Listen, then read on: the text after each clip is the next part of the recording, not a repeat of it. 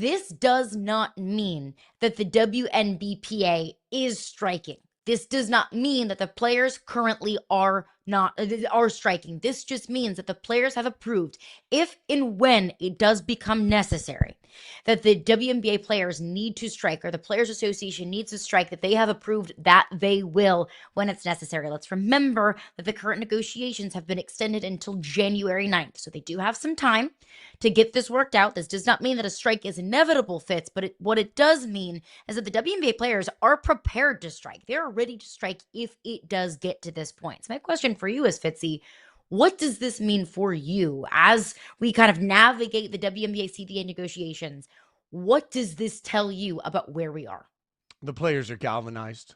Right. And I think that, so the two numbers that stood out to me on this is that 93% of the players voted, and 98% of those voted that they were comfortable with the strike. That isn't over for anyone that's never covered or kept an eye on collective bargaining. Those are overwhelming percentages that we rarely see in most sports leagues because, as I've referenced before with you, Caroline, there are thousands of people in the NFL Players Association, right? The numbers are much smaller in the WNBA. So what we're finding out is that because there's less players and these players are banded together, they are voting, and they are voting loud, and they are voting with an overwhelming confidence. That is unusual. I think it's almost unprecedented to see that level of participation in a vote that clearly says, nah, we're good. We're ready to sit out if that's what it means. That, to me, speaks to the most dangerous part of this if you're a WNBA fan, which is I believe the players are wildly galvanized together in just what right or wrong. It feels like if you are a woman in sports, you rarely just get to play your sport. You also have to be an advocate for the future of your sport because you're fighting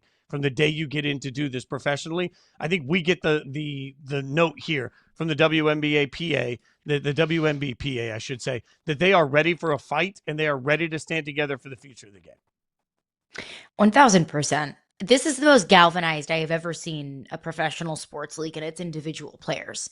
And we've heard it so much from not just players that are part of the Players Association, but players across the league. And they've all reiterated the same sentiment.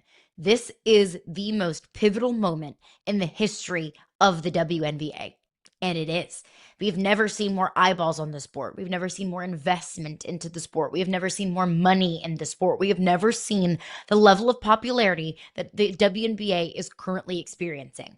The players want to capitalize on it. And I do not blame them one slight bit. I do not blame the players for saying this is the perfect moment for us to advocate for ourselves, to get what we feel like we deserve, to get the fraction of the pie that we feel like is fair based on what other professional leagues are getting. They're not asking for the same dollar amount. All they're asking for is the same share. But what's concerning to me is what I get from this latest move, the WNBPA voting almost unanimously that they're prepared to strike, is they're so much further apart than I thought. They are so much further apart in these negotiations than I talked about just a couple of days ago. Cassandra Negley and I did a breakdown on Hoops 360 just a couple of days ago. You can find that wherever you get your podcasts and on the Yahoo Sports YouTube page. Our reaction to some comments that we heard Caitlin Clark say. And, what we're taking away from the things that are coming up in conversation, whether it's housing or maternity leave, it was so many things beyond just rev share. Rev share is the number one thing that is what these negotiations really hinge on. But the more and more that we saw other things come up in conversation led me to believe, okay, we're putting the pieces together. We're getting to a point where we're agreeing here. That this shows me that they're not. The most important thing to me, though, and I will take a quote from Caitlin Clark when she was interviewed at Team USA practices. She said, "It's not something that can be messed up. We're going to fight for everything that we deserve. But at the same time, we need to play basketball. That's it. Point blank, period. Those are the two most important things. We need to get this right because we need to capitalize on the growth that the league is experiencing. But at the end of the day, basketball is the most important thing. We need to play basketball. So if a strike is looming, if a strike is inevitable, which I'm not sure it is inevitable, but if a strike is looming, the most important thing is we don't miss basketball games. The most important thing is the season goes on without a hitch. I'll go back to the 1994 Major League Baseball strike, where there's no World Series in 1994. That did so much damage to Major League Baseball. We're talking about the MLB over here. That did so much damage that didn't really get recuperated until 1998, the long gone summer, when you had Mark McGwire and Sammy Sosa, and you had the home run record race. It took several years and all-stars, superstars, celebrities of the game both vying for this record for Major League Baseball to really kind of get back to 100% health. If the WNBA misses games, if the draft gets pushed back, if the season is shortened, that will do irreparable damage to a league that is on the precipice of a serious breakthrough. So I want the players to get what they want. I am proud of the WNBPA for fighting for what they feel they deserve. But at the same time, to protect the league, to protect the future of this league, and to protect the investments that have been made into women's sports, into women's basketball, you have to play basketball games. This season cannot be affected. This is where, again, there's nuance and gray to so much of this conversation, right? And I want to stress that because I think a lot of people yelling right now aren't giving you any of the nuance of the gray.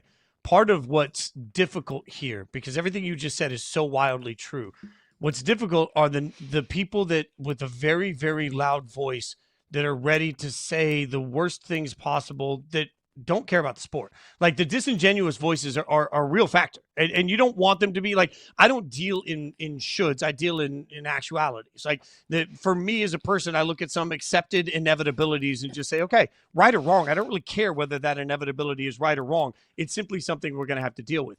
Inevitably, right or wrong, something the WNBA will have to deal with are all of the voices of people that don't consume the product, don't like the product, don't care about the product, but they're ready to trounce on the negative tone of anything that comes around the product. Those voices are going to become so amplified if there's a work stoppage. Those voices, disingenuous, like this is where a lot of people that love the game, and I would count you and I into that category. A lot of people that covered the game are going to yell, well, don't listen to the people that are out here screaming things that don't matter. Don't listen to the people that don't have real intent. Don't listen to the people that are just trying to find a way to bash women's sports. All of these things that, any of us that have covered women's sports for a minute have said, like, you can't stop that right now. So Caroline, to your point, while the players are galvanized and while I want the players to get absolutely everything they can, I do think that the players, everybody, including all the way up to Caitlin Clark, have to realize right now that the inevitability of a work stoppage will be all of the people that have bad intentions, all of the people that aren't in it for the right reasons, all of the people that will never watch a second of WNBA basketball anyway, are going to use a work stoppage as a way to try and make every one of these athletes look like villains. And that narrative, right or wrong, true or false, will get momentum. That's just the way society works. There's literally nothing that can be done to stop the waterfall that will come from a work stoppage from people that have no vested interest one way and the other than just trying to trash the WNBA because they've decided they don't like the product, even if they haven't watched the damn thing. So like everything you just described is the danger of the inevitability of a work stoppage. And it's a really gray area to try and cover and be honest with, but I think it's something that has to be said loudly, Caroline, because it is a factor in the conversation as this moves forward. It 1,000% is. I go back to Angel Reese pointing to her ring finger in front of Caitlin Clark's face, and that was the number one story on First Take. That was the number one headline of Angel Reese and Caitlin Clark beefing with each other. Can you imagine what the narrative would be? And narratives are important.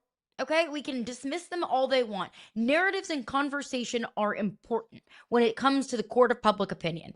If it'll be painted as the players are greedy, the players care more about money than they care about playing. All of that is total and complete bullcrap, and it's completely unfair. But welcome to life as a woman in women's sports. You do twice as much work to get half as amount of respect, and you have to work your butt off and take less than what you deserve just to avoid any sort of bad publicity. But that's the reality, unfortunately, that the WNBA is facing. I also think that's just the reality of negotiations. Sometimes you get less than what you wanted. Sometimes you have to make concessions that you didn't want to make. But that happens on both sides. Cass made a very, very great point on Hoops 360. She said, if you step away from the negotiating table totally and completely happy, Those probably weren't very great negotiations. Good negotiations come from everybody feeling like they got slighted out of something.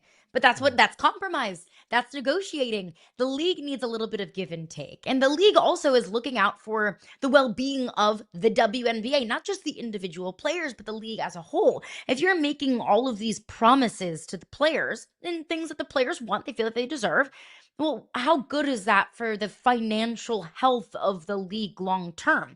If the league is tying itself up in a certain percentage of money going to the players, well, how does that money contribute to the health of the league moving forward? The league has to protect its assets as well. The league has to make smart financial decisions for themselves.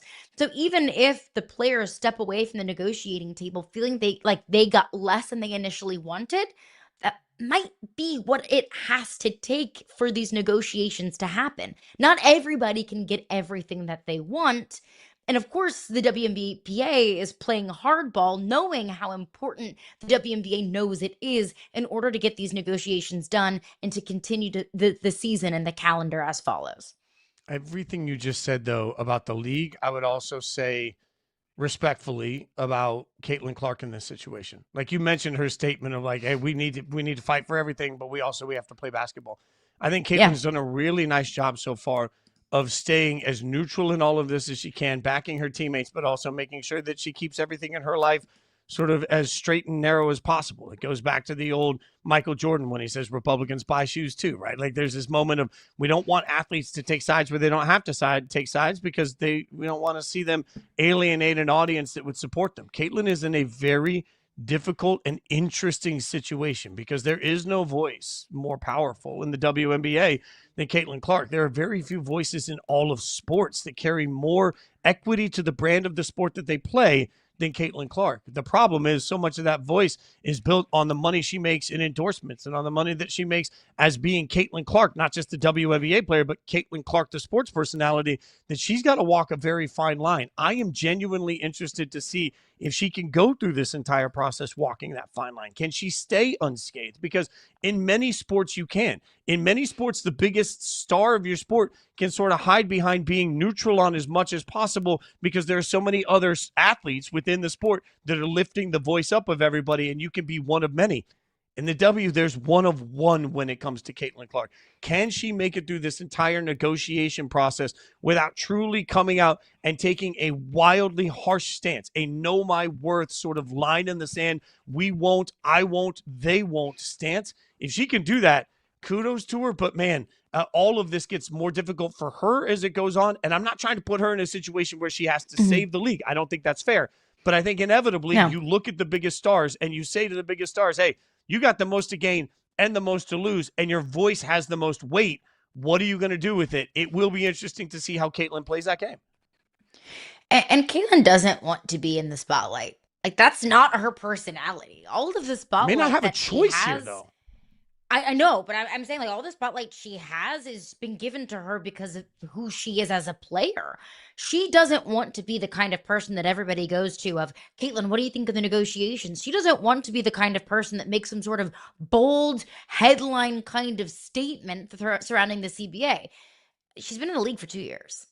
She's what, 23, 24 years old? She's been in the league for 2 years. She's still figuring out the inner machinations of the WNBA. That's why it's great that we have advocates for the league like Nneka Ogwumike and Nafisa Collier and Brianna Stewart, veterans in this league who have experienced pre-growth WNBA, post-growth WNBA. They understand. I mean, Brianna Stewart and Nafisa Collier have a league of their own. They're the authors and the brain trust of Unrivaled. They know how these things work. So I think it's also important, although Caitlin Clark's words bear a lot of weight, it's important to understand that Caitlin Clark's still figuring out how the league works just like we all are.